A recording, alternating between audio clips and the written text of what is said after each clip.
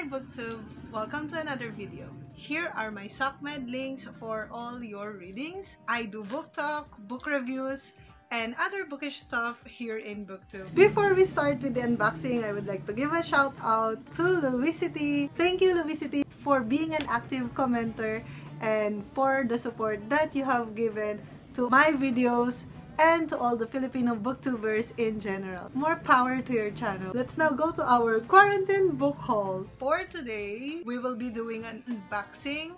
Ang tagal ko hinintay ng araw na to kasi this one came from Malaysia and ang tagal, like months, because of the quarantine and air lockdowns. May ganun, air lockdown. Actually, binuksan ko sila kasi wala talaga akong balak mag-book haul video. Because at first, I felt guilty. You know, booktube consumerism much. I felt so guilty on how I splurge my money. And maybe coping mechanism na rin. I don't want to sound like nagja-justify. But, yeah, ganun na nga. I can't wait. Ito lang talaga yung pinakahinintay ko na package kasi this one is 5 kilos. And don't worry, these are all sanitized. Bago pa sila pumasok dito sa kwarto, they're safe. But I will still be spraying alcohol because anxiety, paranoia. Nagiging germophobe na tayo, guys.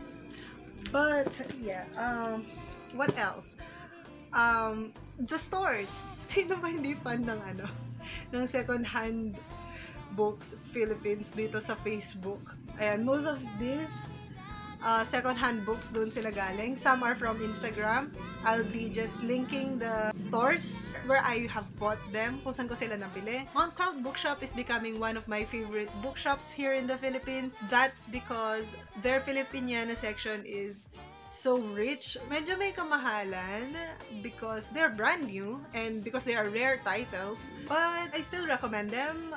Very accommodating seller and very fast transaction.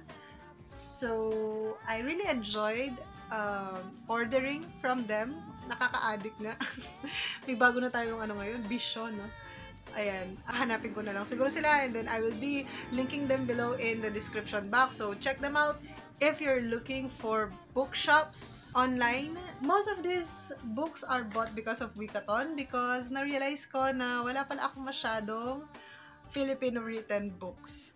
But luckily, my beloved has a lot of graphic novels and Filipino written books that I will be including in my Wikaton. So, ayun, perks of marrying a bookworm. You're going to marry the bookshelf as well. Pag may dumadating na package from your online adventures. Masaya, no? Para ka nag-open ng gift. And parang rewarding din sa sarili. Siguro, pwede bang maging therapy yun? Ang mahal ng therapy mo, girl. Ito yung mga nabuksan ko na. Some of these are from Mount Cloud and some are from Facebook. Unahin na natin yung galing sa Facebook.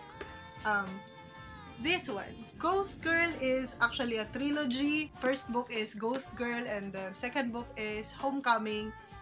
Third book is Passion. So wala pa ako nung Passion. I'm still looking for that. And this is a good deal. This is second-hand. If you will buy them brand new, one book costs 379 and this one costs 365. But together, I only bought them for 300 pesos. Yung mabibilin. Tapos naloko yung sarili mo kasi may shipping fee pa naman yun. So, hindi naman talaga siya 300. But, still. Anyways, it's good quality. May konting spotting lang dito sa side. But it's okay. My take on second-hand books, I really love them. I even love book sales. Parang binibigyan mo ng second chance yung book to be loved by others. And most of the time, they deserve that second chance. I read Ghost Girl nung third year high school ata ako or fourth year high school, basta late high school. And this is so high school. Ghost Girl is a story of Charlotte. She was one of those invisible type of classmate you have na pagkatapos ng school year, kapag nandyan na yung class picture nyo, may makikita kang unfamiliar face and then you will say, Sino kasi to? Ano kasi pangalan niya? Ayan, ganun si Charlotte. Napaka-invisible niya kasi hindi naman siya chatty person. She just goes with her life. Walang masyadong nakakakilala sa kanya because she studies in a big school and she's just nobody. But then, one day, she was found dead in their classroom. And then, all of a sudden, everybody knows her. Ang dami na ng mga kinukwento sa kanya nung nabubuhay pa siya, ganito daw siya, ganyan, ganyan, ganyan. So, as a teenager, nung binabasa ko to, parang, wow! Ganito ba yung life after death? This book actually deals with life after death, the story of Charlotte after she died. We will follow her story. Actually, medyo nakalimutan ko na yung mga adventures niya, but I still remember the feeling. And I remember having fun while reading them. So I think I'll be rereading this, and yes, this is still on the top of my list for reread. And again, sabi ko nga, kapag naisip ko na i-reread yung isang book, that means that book is so good and it has lasting impact on me. This one. This is the first book in the series. Meron na siyang sequel called The Wondersmith. And many people would say that this is like Harry Potter. So yeah, anything like Harry Potter is like an automatic click, automatic add to cart to me. And I've been looking for this book and I'm so lucky na nakita ko siya secondhand in Instagram. I just forgot what store was it, but I will look for it after I film this video and put the link below. And then we have the books from Mount Cloud, the first batch, kasi meron second batch. So, meron ako dito, Bob Ong book. Gerald the Bookworm is recommending all Bob Ong books for Wikathon. Nung nakita ko to na hawak ng mga tao, I realized hindi ko pa to nabasa. Wala akong masyadong alam sa kwento niya, but it gives this video games vibe, parang Pac-Man, ganun. It just says here, ang librong pang matanda para sa mga bata, mga kwentong awkward para sa henerasyong awkward, ang official manual ng kabataang Pilipino. Excited to read another Bob Ong story. The Mystery on the 17th Street by Anigora. So this is another Filipino novel. This is set in Cagayan de Oro and it's said to have rich representation of Filipino culture and customs. So I'm very much interested to read this and it sounds so interesting. All mystery books are interesting for me. So yeah, this one. The Mystery on 17th Street.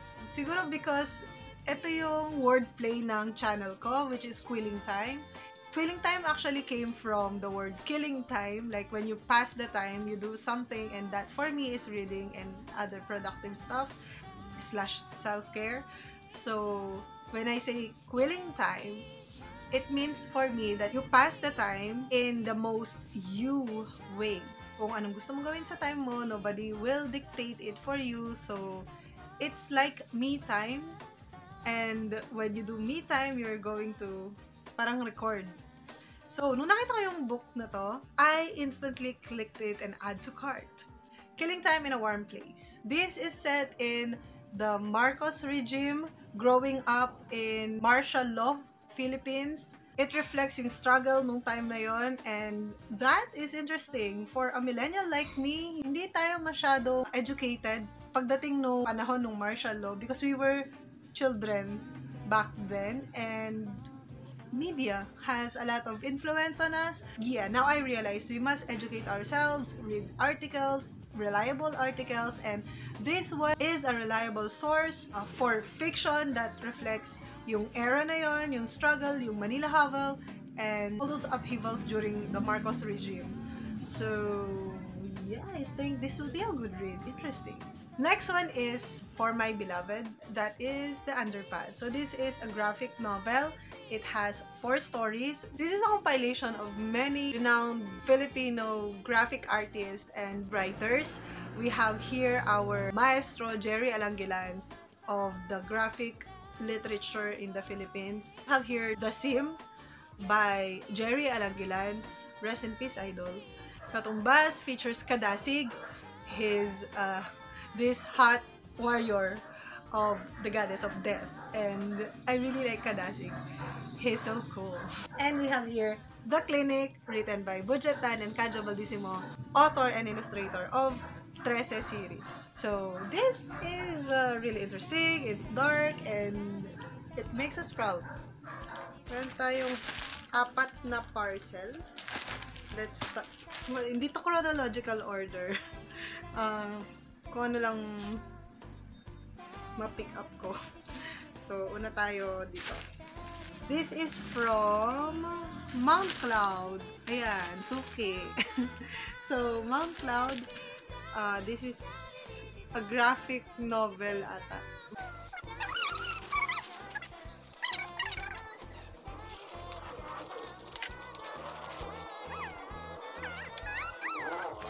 Oh, nice! So, meron na kaming book 3. Issue number 3 ng Tabi po. Meron na kasi si Babs. Ayan. Sabihin ko na sa inyo ng pangalan niya. Ano nickname ng boyfriend ko? Si Babs. Ayan. Bobby. Meron na siya nung issue 1 and 2 ng Tabi po. And this is issue number 3. Interesting. Sabi ko naman, di ba? Yung mga in-order ko actually are in preparation of Wikathon. Oh my god, ang cute naman nito. Oh my god. Oh no, it's not for kids. No, not for kids. Mature readers only. But I'm so excited. Book 3 ng Tabi po. Oh!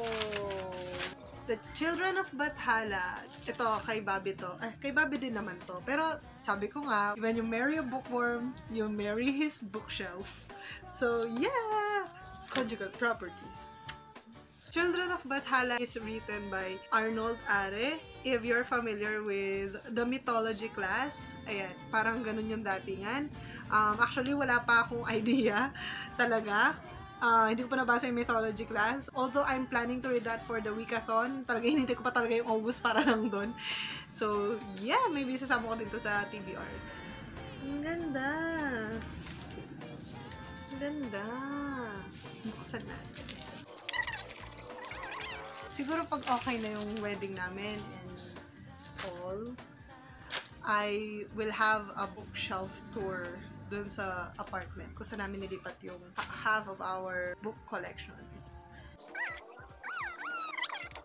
It's a graphic novel. This one also is a graphic novel. Pag graphic novels na Filipino, ang daming alam ni Babs. Sa kanya ko lang lahat nalalaman tong mga to. And I'm instantly a fan. Simula nung pinakilala niya yung iba't ibang mga graphic novels and super world class ng mga to. I hope this Wikathon will give that much needed boost of our Philippine literature department because these things are so world class and wala pa akong alam na world class or international graphic novels or graphic literature na kasing intense ng mga graphic novels by Filipino authors. So sana ma-hype natin sila ng maayos.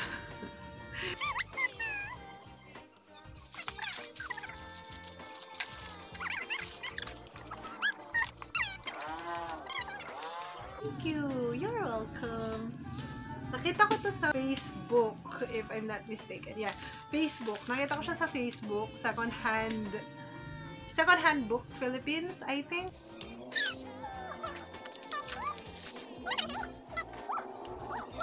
This is book 1 of the Spiderwick Chronicles. Gusto kong ipunin yung mga ganito kasi may mga children kami dito sa bahay. Gusto ko sila pag-ipon ng mga children's book na ganito. And Spiderwick. Actually, nakalimutan ko na yung kwento.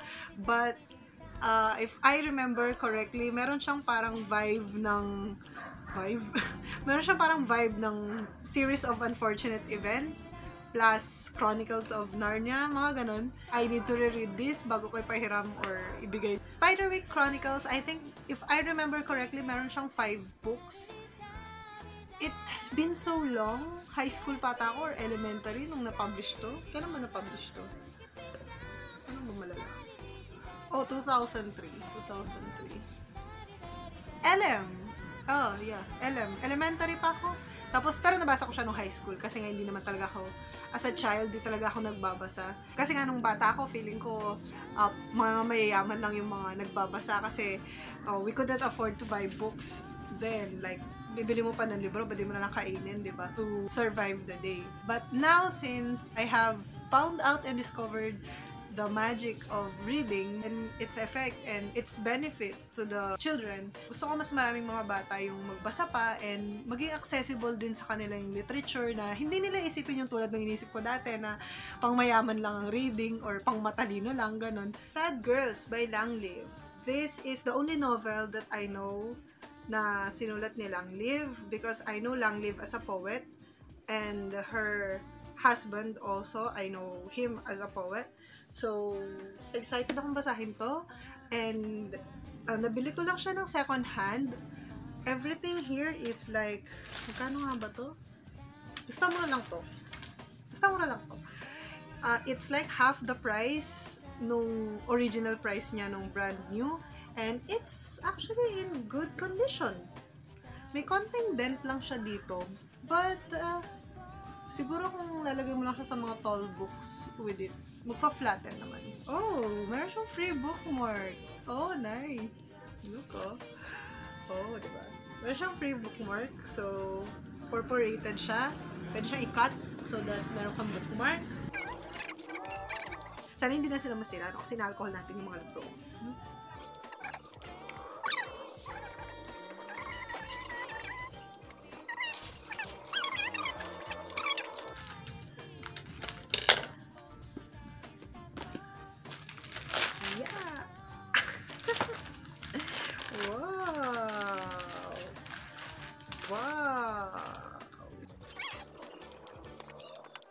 Hindi kayo masira. Huwag ka masira, ha? Oh. This is Fable Haven. If I remember correctly, meron siyang 5 books. But these are not mine originally. So, sabi ni Bobby, pa niya daw nabasa to, pero meron siyang ganito. Basa kanya. And meron siyang ganito dati. Inanay yung bookshelf niya. Yeah, sad story. Inanay yung bookshelf niya dun daw sa bahay nila. So, nawala yung mga Fable Haven niya. So, now we are trying to collect book 4 and book 5 para makumpleto na yung series. Actually, wala akong idea kung tungkol saan to. Looking at this, it's like, it gives like Ink Heart feel / Lord of the Rings. Parang siyang ganun. It's like a huge high fantasy world. Interesting. Next! The last time I ordered to go was with Bookbin. And if I remember correctly, meron pa akong order sa Bookbin. Oh, I know. I know. Oh.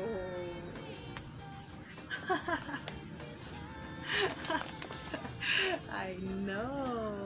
Look.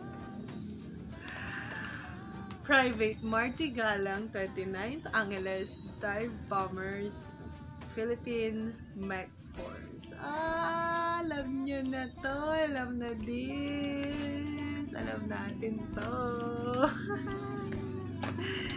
Let's open.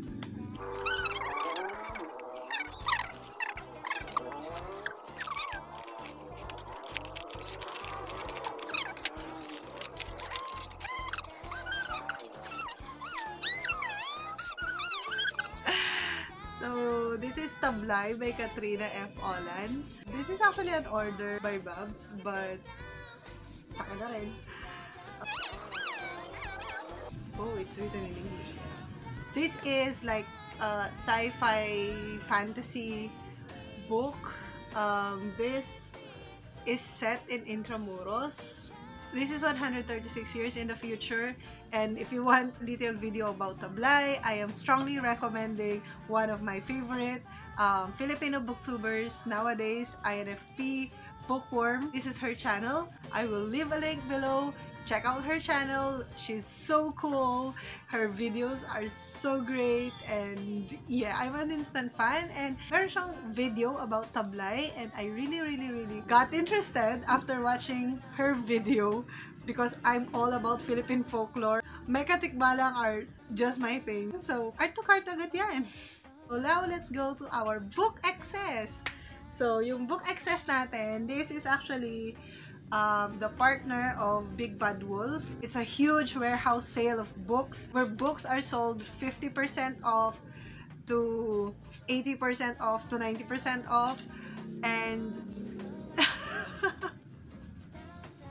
sige, i-justify mo pa yung pagbili mo, girl.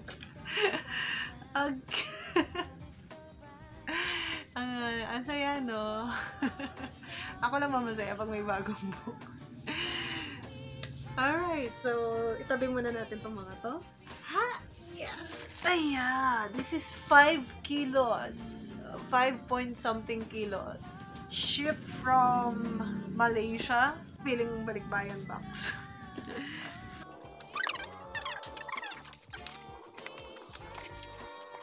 Kinikilig ako. Paano ko pasayahin? Bigyan mo ako ng isang box na puno ng libro. Saya na ako. Dapat sasamahan ako ni Babs. Kaso, camera shy daw siya. At kung kilala mo si Babs in person, you know that's a joke. A big fat joke.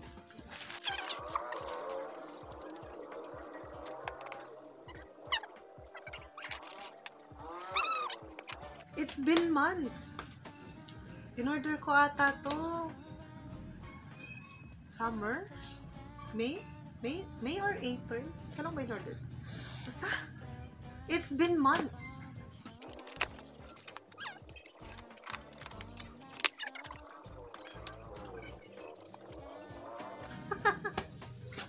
Oh my God. First we have... Sa wakas, meron na ako. This is the complete works of Sherlock Holmes by Sir Arthur Conan Doyle. And it's been so long nung nangangarap akong magbasa ng Sherlock Holmes because I'm really a fan of mystery. I'm really a fan of detective stories, especially Sherlock Holmes. Feeling ko na-develop yun ni Detective Conan nung bata ako kasi I grew up watching Detective Conan as a child. Actually, high school na ako, college na ako, nagtuturo na nga ako. Nanonood pa rin akong Detective Conan.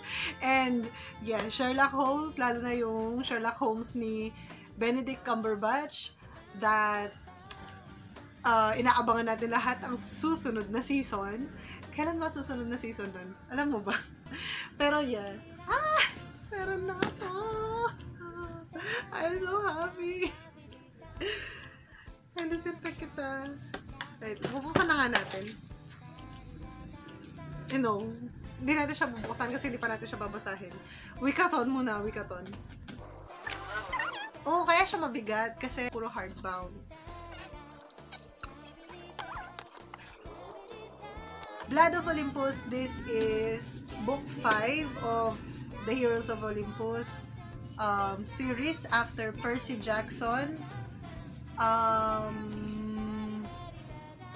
I'm actually not sure kung meron ako nito. Pag meron ako nito, tapos pangalawang copy to, ay, di ko alam anong gagawin ko. Basta, feeling ko wala. Oh my God, meron! Oh no, meron na. Ay, no.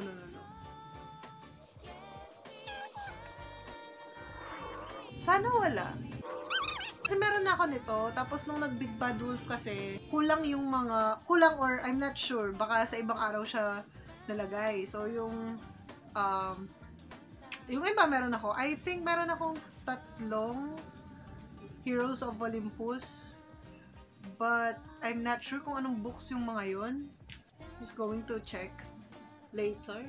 Tapos ito, stupid me. I thought ito yung book 2 ng Heroes of Olympus, tas hindi pala.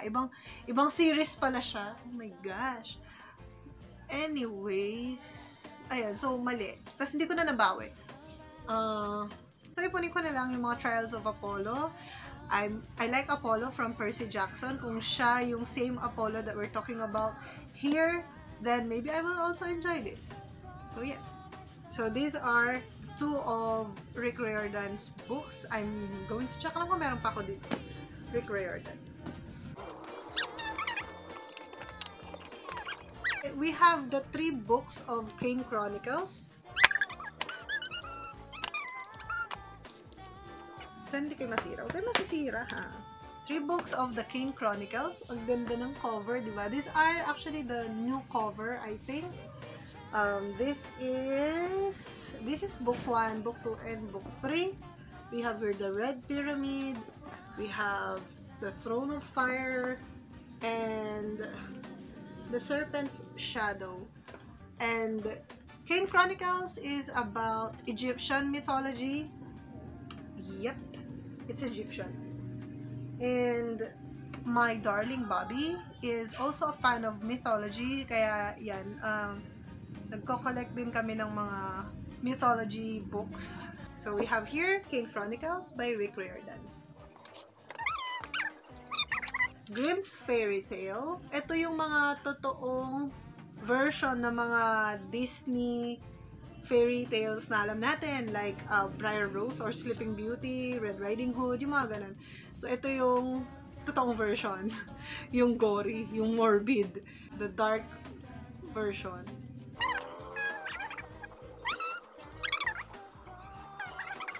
Where Things Come Back. I heard a lot of good things about this. Meron siyang award stamps.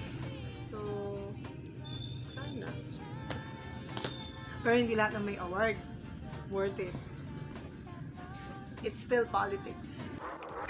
A Monster Calls by Patrick Ness. I want to start books written by Patrick Ness. And I heard a lot of good reviews about A Monster Calls. I hope I will like it. They say it's dark and it's scary and may even be disturbing at times. So I'm very much excited. You know what? For a Harry Potter fan, wala akong Harry Potter books. And that is due to a series of unfortunate relationships. Kasi when I was in high school, syempre wala naman akong pera na. Wala naman akong pera na, wala akong pambili, diba? So, walang budget. When I was in college, I met people. Kapag nalalaman nila na fan ako ng Harry Potter, sasabihin nila, oh, talaga, bibili kita. Sige, sagutin mo na ako. Nag-promise sila na huwag na daw akong bumili ng Harry Potter books kasi yun daw, ibibili daw nila ako ng ganun sa birthday ko. And, hindi nangyayari, girl. Ang tanda ko na, wala pa rin nagre-regalo sa akin ng Harry Potter books. Until I met Bobby.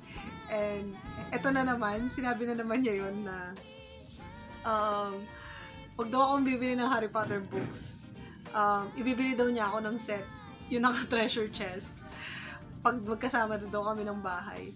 Kasi daw masisira lang siya kung bibili niya ngayon tapos mag-move out kami from this home. So, yun. Sana. So, this one, The Tales of Beetle the Bird. This is fairy tales in the wizarding world combined. Tapos natawa nga kay Hermione. Parang sa atin, this is like Snow White, Cinderella. Ayun, parang Grimm's Fairy Tale. In the wizarding world, meron din silang set of fairy tales, and Beetle the Bard is a collection of those fairy tales. This was introduced in the 7th book of Harry Potter, The Deathly Hallows. Grabe. Napakasabaw ng video na to. Wala man kayo natututunan.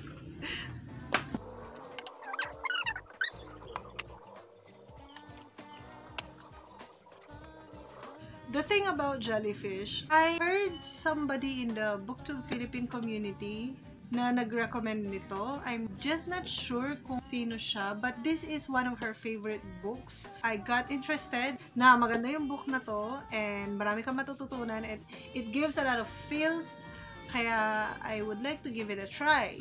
So, siguro pag binasa ko na siya, saka na lang yung in-depth na discussion. So, this is The Thing About Jellyfish by Ali Benjamin. Oh, yes! Yung art ng scythe is highly interesting. Napaka-interesting niya kasi it's like utopian world. Okay na yung world, walang sakit, and people live with long life. Hindi na sila namamatay due to sickness or pollution, ganon. So, paano makokontrol ang dami ng population? Mayroong tinatawag na mga scythe. And sila yung mga nagko-control ng population, like sila yung magde-decide, kailangan na mag-end yung life ng isang tao. And then we meet one side, and when he met somebody that would change his life forever. So, this is highly political book, and I'm actually reading The Hunger Games now. So maybe I will like this after Hunger Games, maybe after Wikaton. After Wikaton, I will start Scythe. Ay, dami na. So, eto na lahat ng books natin from this box. This is 5.2 kilograms of books, and we have here an interesting batch of books ranging from middle grade fantasy, we have adult fantasy, we have mystery, contemporary, historical fiction. Ayan. So, arrange lang natin sila by size kasi para hindi sila malaglag.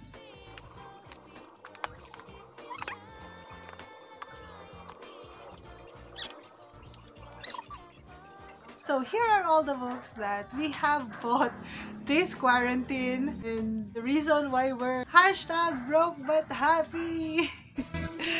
Thank you for watching. If you like any of these books, please give this a thumbs up, and don't forget to like and subscribe. Happy reading!